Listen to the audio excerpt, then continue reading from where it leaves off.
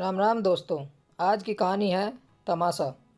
मोहन अपने बेटे के साथ रात को थके हारे दुकान से अपने घर पहुंचे थे तो देखा उनकी पत्नी रसोई में खाना बना रही थी।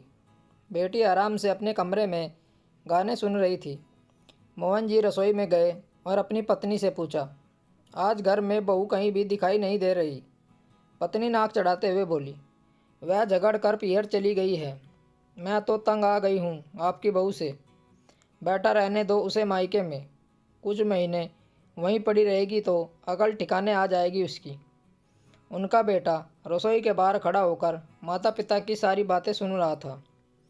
मोहन जी बोले, गृह कलेश करने में तुम भी तो पीछे नहीं हो रजनी, अकेली बहू को क्यों दोष देती हो। इतना कहते ही रजनी ने खाना बनाना छोड़ दिया। फिर गुस्से में बोली, आपको तो मैं और मेरी बेटी ही बुरी लगती हैं। वह कल की आई लड़की तुमको निर्दोष नज़र आती है। मैंने इस घर के लिए सारा जीवन त्याग दिया, फिर भी मैं ही बुरी हूँ। मोहन जी बोले, अब बस करो, बहुत हो गया। पिछले 2 साल से तुम लोगों ने घर को कबूतर खाना बना दिया है। पूरा दिन तमाशा करती रहती हो। हम बाप बेटे अच्छा काम कर रहे हैं, अच्छे पैसे कमा रहे हैं और तुम लोगों को हर तरह की सुविधाएं दे रहे हैं, लेकिन फिर भी घर में शांति नहीं है। मैं बहुत दिन चुप रह लिया, मगर अब चुप नहीं रहूँगा। रजनी ने पति की आंखों में देखते हुए कहा, बेटे की शादी करते ही वह कल की आई लड़की अच्छी लग रही है और मैं बुरी। हम माँ बेटी तो घर से बाहर निकाल दोगे क्या। मोहन जी ने कहा, शादी में 30 लाख रुपए खर्च करके बहू लाया था, मगर तुम्हें बहू को संभाल कर रखना नहीं आया। 2 साल में ही उसे अपने जैसा बना लिया। वह अभी बच्ची है, अगर उसे भी अपनी बेटी समझा होता तो आज यह नौबत नहीं आती।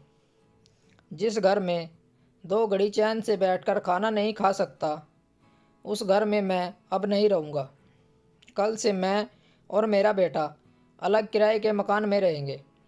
फिर अगले दिन मोहन जी ने सचमुच किराए का घर ले लिया और दोनों पिता पुत्र उसमें रहने लगे। 1-2 बार रजनी का फ़ोन आया तो मोहन जी ने बिना फ़ोन उठाए काट दिया। रजनी ने सोचा, 1-2 दिन अकड़ में बाहर रहेंगे, फिर अपने आप घर आ जाएंगे। उधर मायके जाने के 3 दिन बाद मोनिका ने अपने पति को फ़ोन किया और बोली, जब तक मेरे लिए अलग घर नहीं लोगे मैं वापस नहीं आऊँगी। मुझे तुम्हारी माँ और बहन के साथ नहीं रहना। वह बोला, अलग घर तो ले लिया, मगर तुम्हारे लिए नहीं। इस घर में मैं और पापा रह रहे हैं। माँ और बहन दोनों अकेली घर पर रह रही हैं और तुम मायके में ही रहो। अब कोई झगड़ा नहीं होगा, सब शांति से रहेंगे। इतना कहकर उसने अपनी पत्नी का फ़ोन काट दिया, फिर दोबारा नहीं उठाया। दोनों पिता पुत्र गला कलेश से तंग आ चुके थे। घर की औरतों को समझाकर थक चुके थे, मगर अब हर तरफ शांति थी। सुबह शाम काम वाली आकर घर का सारा काम कर देती थी। सुबह नाश्ता करके दोनों दुकान पर चले जाते थे और शाम को घर आकर आराम से खाना खाकर सो जाते थे। 5 दिन बाद रजनी दुकान पर आई। आते ही बोली, क्यों जग घसाई करवाते हो, घर चलो। मोहन जी बोले, हर तरफ तो शांति ही शांति है। जग घसाई तो तब हो रही थी जब घर में कलेश होता था और पूरा मोहल्ला सुनकर हंसता था। अपनी बहू से बात करो, फिर तुम तीनों झगड़ा ना करने का वचन दो, तभी हम उस घर में आएंगे। रजनी घर वापस चली गई। वह बहू को फ़ोन करके बिल्कुल भी नहीं बुलाना चाहती थी।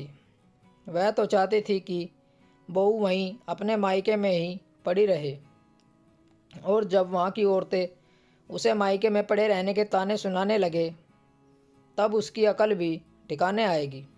मगर पति और बेटे ने अलग रहकर रजनी के मंसूबों पर पानी फेर दिया था। लगभग 3 महीनों तक यही सिलसिला चलता रहा। इन 3 महीनों में रजनी और बहू मोनिका दोनों परेशान हो चुके थे। आखिर में सास ने ही बहू को फ़ोन किया, बेटा वापस आ जा, कब तक मायके में पड़ी रहेगी, ताकि हम सब वापस एक परिवार की तरह रह सकें। मोनिका तो खुद पछतावे में जी रही थी। सास का फ़ोन आते ही तुरंत ससुराल आ गई। फिर सास बहू और ननंद तीनों मिलकर मोहन जी के पास गई और आइंदा कभी भी झगड़ा न करने का वचन भी दिया। मोहन जी बेटे के साथ घर लौट आए। उसके बाद कभी भी उनके घर से झगड़े की आवाज़ नहीं आई। दोस्तों, घर में कलेश करके कभी भी तमाशा नहीं करना चाहिए। सबको मिलजुल कर रहना चाहिए। स्टोरी को लेकर आपकी क्या राय है, नीचे कमेंट करके ज़रूर बताएं। ऐसी ही और बेहतरीन कहानियों के लिए हमारे चैनल को ज़रूर सब्सक्राइब करें। कहानी सुनने के लिए आप लोगों का बहुत बहुत धन्यवाद। राम राम दोस्तों।